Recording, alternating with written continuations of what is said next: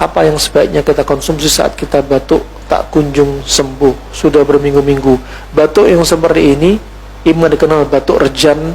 Ini biasanya menghabiskan tenaga banyak, bisa bikin kurus, lemes, ya, lama-lama ginjal juga lemes, capek, ya, badan juga bisa lemes juga, ya.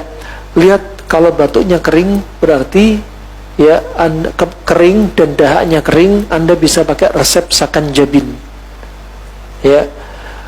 Resep diantara gabungan antara yang masam dan manis. Contohnya cuka dengan madu, ya, cuka apel, cuka delima, cuka kurma, cuka kismis, cuka kelapa, silahkan dicampur dengan madu, 1 sendok dengan air hangat 1 cangkir, kemudian diminum.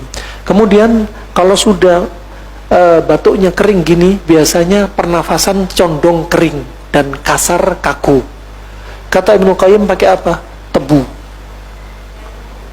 Nah, kalau tebunya merangsang batuk, maka sari tebunya direbus sampai berbuih, dan buihnya disendokin, dibuang, minum tebu anget-anget setelah buihnya dibuang, ya. Kalau mau dicampur jeruk nipis, akan menjadi resep Sakanjabin juga sebagai pengencer.